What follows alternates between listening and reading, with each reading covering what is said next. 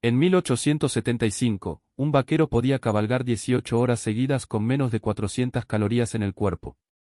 No existía otra opción. En los ranchos de Texas y en las rutas de Kansas, el desayuno no era una comida, era la diferencia entre sobrevivir la jornada o quedar atrás en la pradera. Los cocineros de los campamentos, conocidos como cookies, preparaban platos que hoy resultarían impensables, con ingredientes que la ciudad jamás toleraría.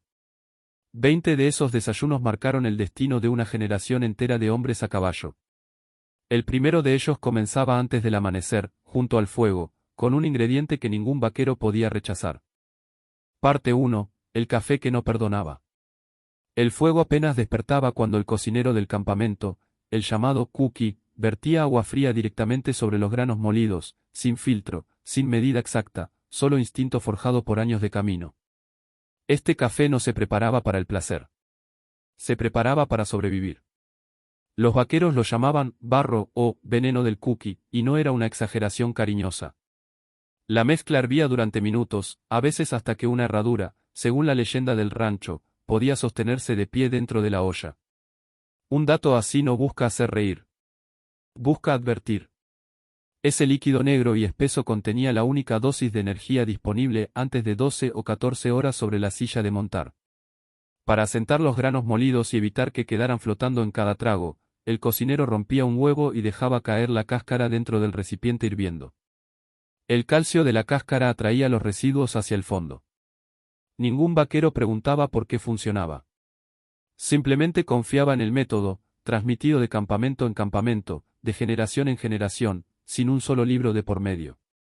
Rechazar esa taza significaba enfrentar la jornada sin fuerzas, sin alerta, expuesto al peligro real de quedarse dormido sobre el caballo en medio de una manada de miles de cabezas de ganado. El café no era una opción. Era la primera línea de defensa contra la muerte silenciosa del agotamiento. Pero ese líquido amargo solo preparaba el cuerpo. Lo que venía después preparaba el estómago para resistir hasta el atardecer. Parte 2. La galleta que podía romper un diente. A un lado del fuego, envuelta en un trapo de lona sucia, esperaba la galleta de suero de leche, conocida en los campamentos como biscuit. No tenía nada de suave ni de tierna. El cocinero la horneaba dentro de un horno de hierro fundido, enterrado parcialmente entre brasas ardientes, sin termómetro, sin tiempo exacto, solo el color del fuego como referencia. El resultado era una masa densa, compacta, capaz de sostener el peso de un hombre hambriento durante toda la mañana. La harina se mezclaba con manteca de cerdo rancia y suero de leche agrio, el único líquido lácteo que sobrevivía días enteros bajo el sol sin descomponerse por completo. No existía mantequilla fresca en la pradera. No existía leche que no se hubiera cortado. Solo existía lo que resistía el calor, el polvo y las semanas de camino sin refrigeración alguna. Los vaqueros más jóvenes aprendían rápido una regla no escrita: golpear la galleta contra el borde del plato de hojalata antes de morderla. Si sonaba hueca, estaba lista. Si sonaba sólida como piedra, mejor remojarla en el café negro hasta ablandarla lo suficiente para no arriesgar un diente en mitad de la nada, a cientos de kilómetros del dentista más cercano. Esa galleta representaba algo más que alimento. Representaba la economía brutal de la frontera, nada se desperdiciaba, nada se refinaba, y cada bocado debía rendir energía suficiente para las próximas 12 horas sobre la silla de montar.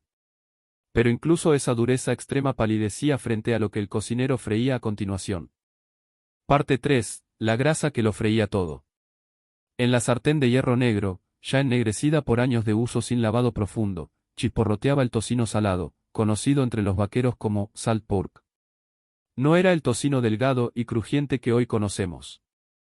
Era una tira gruesa de grasa curada en sal durante semanas, casi sin vetas de carne magra, diseñada exclusivamente para sobrevivir el calor extremo del verano en Texas sin pudrirse dentro del carromato de provisiones. El cocinero cortaba trozos gruesos y los arrojaba directamente al fuego de la sartén, sin medir cantidades, sin controlar el punto exacto de cocción. El objetivo no era el sabor delicado. El objetivo era extraer la mayor cantidad de grasa líquida posible, porque esa grasa se convertía en la base de casi todos los demás platos del día. Se usaba para freír papas cuando había, para preparar la salsa gravy, e incluso para impermeabilizar botas de cuero desgastadas al final de la jornada. Nada se desperdiciaba. Ni una sola gota de esa grasa terminaba en la tierra. Los vaqueros consideraban un desperdicio imperdonable dejar residuo alguno en la sartén, y el propio cocinero limpiaba los restos con trozos de pan duro, absorbiendo hasta la última huella de sabor salado. El aporte calórico de esa grasa resultaba decisivo. Sin acceso a carbohidratos frescos, sin frutas, sin verduras verdes durante semanas enteras en el camino, la grasa animal se convertía en el combustible principal del cuerpo humano en movimiento constante bajo el sol implacable de la pradera. Pero lo que el cocinero hacía con esa grasa restante sorprendería incluso al paladar contemporáneo. Parte 4. La salsa gris que salvaba el hambre.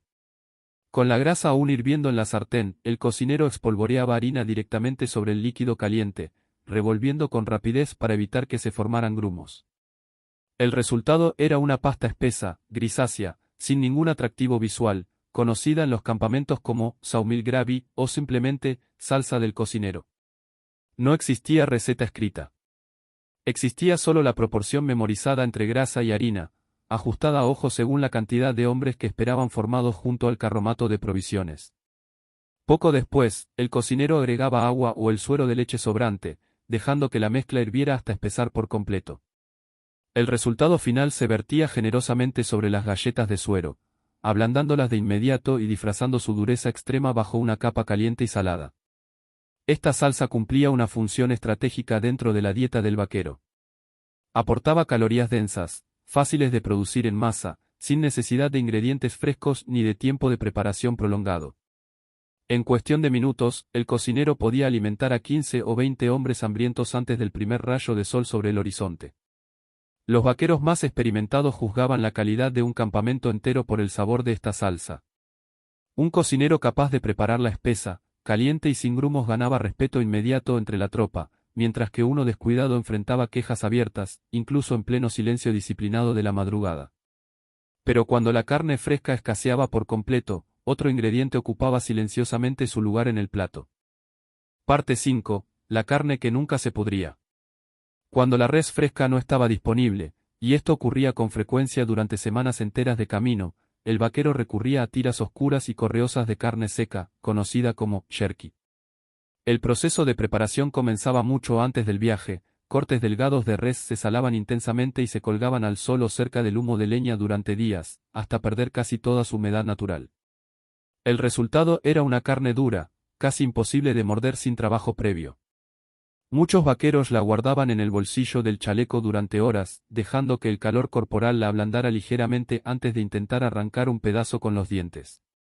Otros optaban por remojarla directamente en el café caliente de la mañana, permitiendo que el líquido penetrara las fibras resecas y facilitara la masticación bajo el sol naciente. A diferencia del tocino salado, el jerky no requería cocción alguna.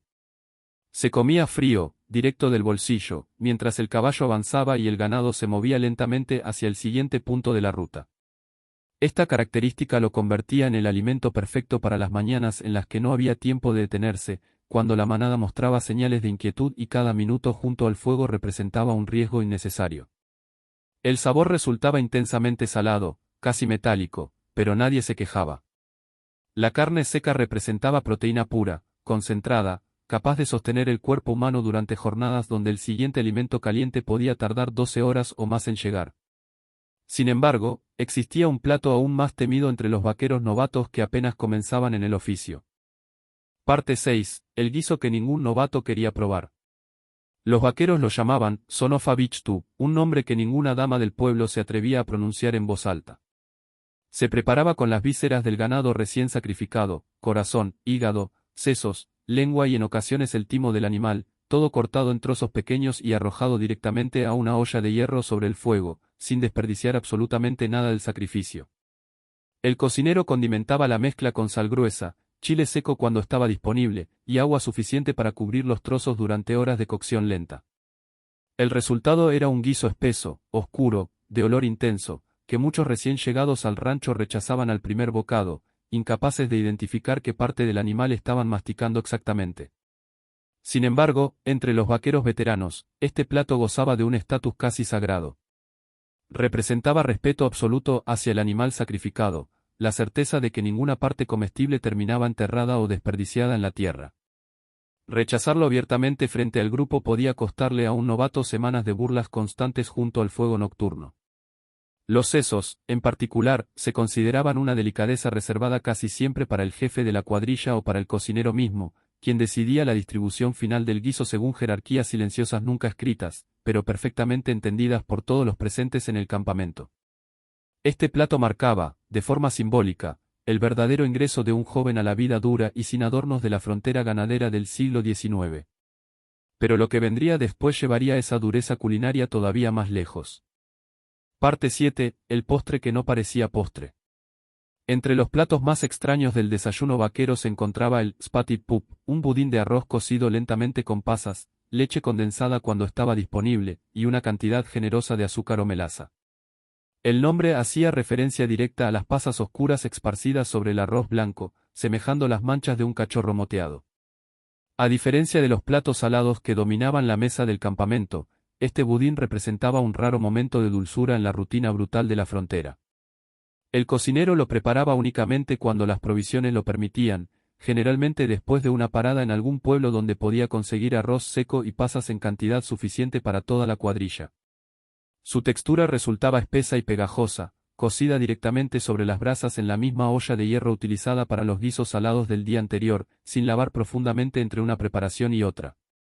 El sabor de la carne y la grasa se mezclaba inevitablemente con el dulzor del azúcar, creando un contraste que hoy resultaría difícil de aceptar, pero que entonces representaba un lujo genuino.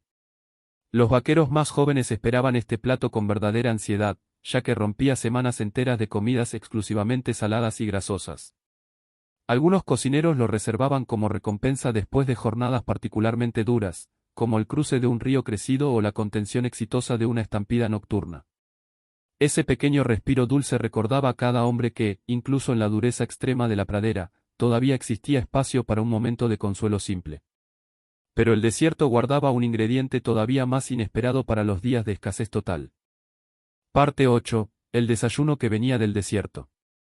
Cuando las provisiones del carromato se agotaban por completo, y esto ocurría con más frecuencia de lo que muchos relatos oficiales admiten, el vaquero recurría directamente a lo que la tierra ofrecía a su alrededor. El nopal, esa planta espinosa que crecía sin control por todo el suroeste, se convertía entonces en un recurso de supervivencia inmediata. El cocinero, o en su ausencia el propio vaquero, cortaba las pencas con cuidado extremo, quemaba las espinas directamente sobre el fuego, y las asaba hasta ablandar la pulpa interior. El resultado se mezclaba con los restos de grasa de tocino guardados de días anteriores, formando una especie de guiso improvisado, verde y ácido, muy distante del sabor habitual del campamento. La tuna, el fruto rojo del mismo nopal, aportaba un dulzor natural poco común en la dieta diaria. Los vaqueros la comían directamente, con cuidado de retirar las diminutas espinas invisibles alojadas en la cáscara, capaces de causar irritación durante horas si no se manipulaban correctamente. Este conocimiento no provenía de ningún manual europeo ni de la tradición ganadera del este. Provenía directamente de las comunidades indígenas y de los vaqueros mexicanos, los verdaderos originadores del oficio, cuyo saber sobre las plantas del desierto salvó incontables vidas durante sequías prolongadas y rutas mal abastecidas. Comer del desierto representaba admitir una verdad incómoda: ni el hombre blanco recién llegado ni sus provisiones importadas podían sobrevivir solos en ese territorio hostil sin el conocimiento ancestral de quienes habían dominado esa tierra durante generaciones enteras. Parte 9. La serpiente que salvó más de una vida. En los relatos menos glorificados de la frontera, la serpiente de cascabel ocupaba un lugar incómodo pero real en la dieta de emergencia del vaquero. No era un plato de rutina ni de campamento organizado. Aparecía únicamente cuando un jinete se extraviaba del grupo principal, cuando las provisiones se perdían en un río crecido, o cuando la ruta se prolongaba mucho más de lo previsto entre un punto de abastecimiento y el siguiente. El proceso comenzaba con extremo cuidado. El vaquero debía decapitar al animal de un solo golpe certero, evitando el veneno todavía activo en los colmillos incluso después de la muerte. La piel se retiraba con un cuchillo afilado, dejando expuesta una carne blanca, fibrosa, sorprendentemente similar en textura al pollo según los pocos relatos escritos que sobrevivieron de esa época. Sin sartén ni utensilios disponibles, la carne se ensartaba directamente en una rama delgada y se asaba sobre las brasas improvisadas de un fuego pequeño, encendido rápidamente para no atraer atención de posibles amenazas cercanas, ya fueran animales depredadores o grupos hostiles en territorio disputado. El sabor resultaba neutro, ligeramente ahumado, aceptable únicamente bajo la presión absoluta del hambre extrema. Ningún vaquero elegía este plato por gusto propio. Lo elegía porque la alternativa era continuar el camino con el estómago completamente vacío, arriesgando el desmayo sobre la silla en pleno territorio desconocido. Este tipo de decisión revelaba la delgada línea entre la vida civilizada del rancho organizado y la supervivencia cruda, individual, silenciosa, que definía verdaderamente al hombre solo frente a la inmensidad de la pradera. Pero incluso esa carne extrema palidecía frente a lo que ocurría cuando el hambre llegaba al límite absoluto. Parte 10. El pan que nacía de la nada.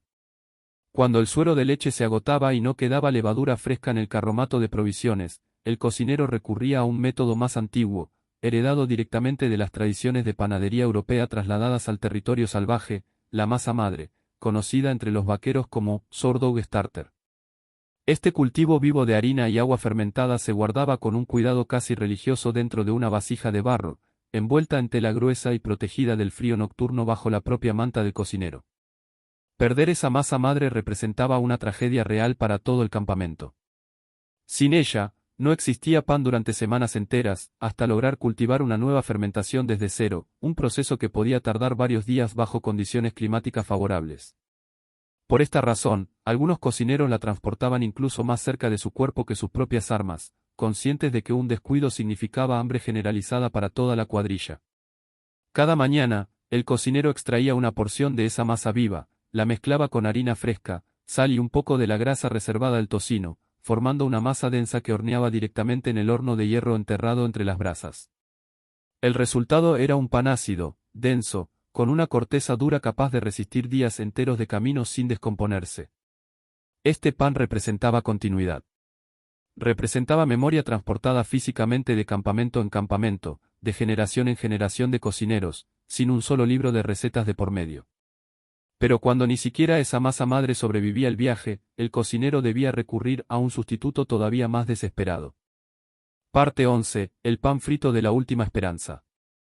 Sin masa madre, sin levadura, y con apenas harina, agua y sal disponibles, el cocinero recurría al método más simple y antiguo de todos, el pan frito, conocido como free bread. La preparación no requería horno ni tiempo de fermentación. Bastaba mezclar la harina con agua hasta formar una masa firme, estirarla en discos delgados con las manos desnudas, y sumergirla directamente en la grasa hirviente que sobraba del tocino frito esa misma mañana. En cuestión de segundos, la masa se hinchaba y dorada por fuera, formando una corteza crujiente que contrastaba con un interior todavía suave y denso.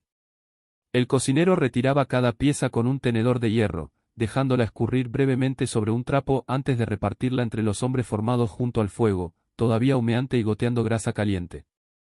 Este pan resultaba particularmente valioso durante las jornadas de traslado forzado, cuando el campamento debía desarmarse antes del amanecer y no existía tiempo suficiente para procesos de horneado lento. En menos de 10 minutos, el cocinero podía alimentar a toda la cuadrilla con algo caliente, sustancioso y capaz de sostener el cuerpo durante horas de cabalgata continua. Curiosamente, este método no pertenecía originalmente a la tradición angloamericana. Provenía directamente de las comunidades indígenas del suroeste, quienes lo habían perfeccionado generaciones antes de la llegada de los primeros rancheros blancos a ese territorio, otro recordatorio silencioso de cuánto debía realmente la cultura vaquera a los pueblos originarios de esa tierra. Pero cuando ni siquiera la harina estaba disponible, el cocinero enfrentaba la decisión más desesperada de todas. Parte 12. La masa que nacía de las sobras.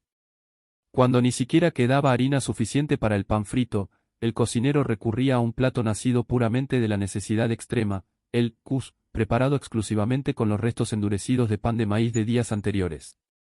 Nada se tiraba en el campamento vaquero, y este plato representaba la prueba más clara de esa regla implacable. El proceso comenzaba desmenuzando el pan de maíz viejo entre las manos hasta formar migajas gruesas e irregulares.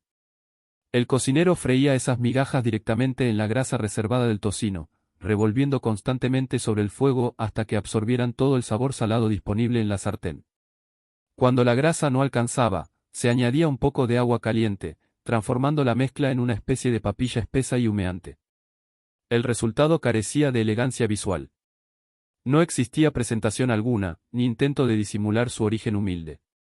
Sin embargo, alimentaba de forma efectiva, aprovechando calorías que de otro modo terminarían desperdiciadas o devoradas por los animales del campamento durante la noche. Los vaqueros más veteranos consideraban el cus una prueba silenciosa de carácter. Comerlo sin quejas, incluso disfrutarlo abiertamente, señalaba a un hombre acostumbrado a la vida dura del camino, capaz de sobrevivir semanas enteras sin depender de comida fresca ni de lujos innecesarios. Este plato revelaba, quizás mejor que ningún otro, la filosofía completa de la cocina de frontera: transformar el desperdicio en sustento, la escasez en supervivencia, sin espacio alguno para el desperdicio ni la vanidad culinaria. Pero un último recurso esperaba a quienes enfrentaban la escasez más absoluta de todas. Parte 13. El guiso que venía de la noche. Cuando la cacería mayor fallaba durante días consecutivos, y ni la res ni el venado aparecían en el horizonte, algunos campamentos recurrían a un recurso que pocos relatos oficiales se atrevieron a documentar con orgullo: el guiso de zarigüeya, capturada durante la noche mediante trampas simples colocadas cerca del carromato de provisiones. El animal, considerado por muchos como alimento exclusivo de las comunidades más pobres del sur, se limpiaba con extremo cuidado y se cocinaba durante horas en la misma olla de hierro utilizada para los guisos de vísceras. Su carne, densa y grasosa por naturaleza, se mezclaba con papas silvestres cuando estaban disponibles, o simplemente con agua y sal cuando no quedaba absolutamente nada más en las provisiones del grupo. El sabor resultaba intenso, casi almizclado, un recordatorio constante de que el animal se había alimentado de carroña y raíces silvestres durante toda su vida. Muchos vaqueros del norte, acostumbrados a dietas basadas exclusivamente en res, rechazaban este plato abiertamente al probarlo por primera vez, incapaces de superar la diferencia radical de sabor y textura. Sin embargo, entre los vaqueros del sur profundo, especialmente aquellos de origen afroamericano que habían aprendido estas técnicas durante generaciones de escasez extrema, este guiso representaba conocimiento práctico transmitido silenciosamente, lejos de cualquier reconocimiento oficial en los libros de historia del oeste americano. Este plato exponía una verdad incómoda sobre la frontera: la supervivencia real dependía menos del romanticismo del vaquero solitario y más del conocimiento colectivo compartido entre comunidades marginadas, cuyo aporte pocas veces recibió el crédito merecido. Pero incluso esta carne extrema tenía un rival directo en desesperación culinaria. Parte 14. El fruto prohibido del vinagre. En los campamentos más alejados de cualquier pueblo, donde la fruta fresca no llegaba durante meses enteros, surgió uno de los postres más extraños de toda la cocina de frontera: el vinegar pie, un pastel preparado sin una sola pieza de fruta real. El cocinero mezclaba vinagre de sidra, azúcar, huevo cuando estaba disponible, y un poco de la mantequilla clarificada guardada de semanas anteriores, creando un relleno agridulce que imitaba, de forma sorprendente, el sabor del limón. La masa exterior se preparaba con la misma harina reservada para el pan de campamento, horneada directamente en el molde de hierro enterrado entre las brasas junto al fuego principal. El resultado sorprendía a cualquier visitante ocasional del rancho, incapaz de creer que ese sabor cítrico y equilibrado proviniera únicamente de vinagre fermentado y azúcar común. Este postre nació directamente de la escasez estructural de los territorios del interior, lejos de cualquier puerto o ruta comercial que permitiera el transporte regular de cítricos frescos. Los colonos de las zonas montañosas, mucho antes de la llegada de los primeros vaqueros organizados, ya habían perfeccionado esta receta como sustituto permanente del pastel de limón tradicional. Los cocineros más orgullosos del campamento lo preparaban únicamente en ocasiones especiales, como el cumpleaños del jefe de la cuadrilla o la celebración final de una entrega exitosa de ganado en el destino comercial acordado, transformando un ingrediente de emergencia en un símbolo genuino de celebración compartida. Este pastel demostraba, quizás mejor que ningún otro plato, la capacidad humana de convertir la ausencia total en creatividad culinaria genuina. Pero un ingrediente todavía más controvertido esperaba su turno en la historia de estos desayunos. Parte 15. El plato que nadie mencionaba en la mesa. Durante la temporada de castración del ganado joven, una práctica esencial para controlar la agresividad y mejorar la calidad de la carne, surgía un plato que pocos relatos oficiales del oeste se atrevieron a documentar abiertamente: las llamadas prairie oysters, preparadas con los testículos de los terneros recién castrados en el corral. Nada se desperdiciaba durante esa jornada intensa de trabajo ganadero. El cocinero recogía cuidadosamente cada pieza, las limpiaba, retiraba la membrana exterior, y las cortaba en rodajas delgadas antes de rebozarlas ligeramente con harina y sal. La cocción ocurría directamente en la misma sartén de hierro utilizada para el tocino de esa mañana, friendo cada pieza hasta lograr una corteza dorada y crujiente por fuera. El sabor, según los pocos testimonios escritos que sobrevivieron, resultaba suave, similar en textura al riñón de res, sin ningún rasgo particularmente desagradable una vez cocinado correctamente. Sin embargo, el verdadero desafío no residía en el sabor, sino en la reacción psicológica de cada nuevo integrante del rancho al descubrir el origen exacto del plato servido frente a él. Esta comida se convirtió, con el tiempo, en una especie de ritual de iniciación silencioso dentro de la cultura ganadera del suroeste. Los veteranos observaban con atención la reacción de cada novato, evaluando su capacidad de aceptar la realidad cruda y práctica del trabajo con el ganado, sin remilgos ni rechazo innecesario frente al resto de la cuadrilla reunida. Este plato revelaba, de forma directa, la filosofía central de toda la cocina de frontera: ningún recurso del animal sacrificado podía desperdiciarse, sin importar cuán incómoda resultara esa verdad para el paladar moderno. Pero un desayuno completamente distinto esperaba a quienes trabajaban cerca de las rutas comerciales del ferrocarril. Parte 16. El desayuno que llegó con el ferrocarril. A medida que las líneas del ferrocarril avanzaban hacia el oeste durante las décadas de 1870 y 1880, un cambio silencioso comenzó a transformar la mesa del vaquero. Los campamentos ubicados cerca de las nuevas estaciones comerciales tenían, por primera vez en años, acceso regular a productos enlatados, leche condensada, duraznos en almíbar e incluso café ya tostado y molido, listo para hervir sin necesidad de tueste artesanal junto al fuego. Este acceso repentino generó una división clara entre los campamentos del interior profundo, todavía dependientes de la caza, la pesca y los sustitutos improvisados, y aquellos ubicados a pocos kilómetros de las vías del tren, capaces de disfrutar de un desayuno considerablemente más variado y menos dependiente del hambre extrema como motor culinario principal. Los duraznos en lata, en particular, se convirtieron en un símbolo silencioso de estatus dentro del rancho. El propietario del terreno o el jefe de la cuadrilla solía reservarlos para ocasiones especiales, mientras que los vaqueros de menor rango continuaban dependiendo casi exclusivamente del tocino, las galletas duras y el café espeso de siempre. Este contraste marcó, de forma silenciosa pero definitiva, el principio del fin de la cocina de supervivencia total que había dominado las primeras décadas de la vida ganadera en el oeste americano. La conexión comercial regular comenzaba a reemplazar, campamento tras campamento, la creatividad forzada de generaciones anteriores. Sin embargo, algunos cocineros veteranos se resistieron abiertamente a este cambio, convencidos de que la comida enlatada jamás igualaría la sustancia real de los platos preparados desde cero, junto al fuego, bajo el cielo abierto de la pradera. Pero incluso los productos más simples podían transformarse en algo completamente inesperado en manos del cocinero adecuado. Parte 17. El chocolate que casi nadie probaba. Entre los productos más raros que llegaban ocasionalmente a los campamentos ganaderos, el chocolate en tableta ocupaba un lugar casi mítico. A diferencia del café, presente en casi todas las rutas comerciales del oeste, el chocolate llegaba únicamente en cargamentos esporádicos, transportado desde ciudades del este como Saint Louis o Kansas City, y su precio elevado lo convertía en un lujo reservado casi exclusivamente para ocasiones muy específicas. Cuando algún cocinero lograba conseguir una tableta, la rallaba directamente sobre agua hirviendo, mezclándola con azúcar y, si la suerte acompañaba esa mañana, un poco de leche condensada guardada de meses anteriores. El resultado era una bebida espesa, amarga en comparación con el chocolate moderno, muy distante del dulzor uniforme al que el paladar contemporáneo está acostumbrado. Este chocolate caliente se reservaba generalmente para las mañanas posteriores a jornadas particularmente peligrosas, como el cruce exitoso de un río crecido durante la temporada de lluvias, o la contención de una estampida nocturna sin pérdidas humanas que lamentar. El cocinero lo preparaba como una especie de celebración silenciosa, un reconocimiento tácito del peligro superado la noche anterior. Los vaqueros más jóvenes, muchos de ellos apenas adolescentes cuando comenzaban en el oficio, recordaban estas mañanas con particular cariño en los pocos testimonios escritos que sobrevivieron hasta el siglo XX. El chocolate representaba, en esos relatos, uno de los pocos placeres genuinos dentro de una vida marcada casi exclusivamente por el trabajo físico extremo y la escasez constante. Pero cuando ni el chocolate ni el azúcar estaban disponibles, otro sustituto ocupaba silenciosamente su lugar en la taza matutina. Parte 18. El café que nunca fue café. Durante las épocas de escasez más severa, especialmente en los años posteriores a la Guerra Civil, cuando el comercio regular con el este todavía no se había restablecido por completo, muchos campamentos ganaderos se quedaban sin una sola gota de café real.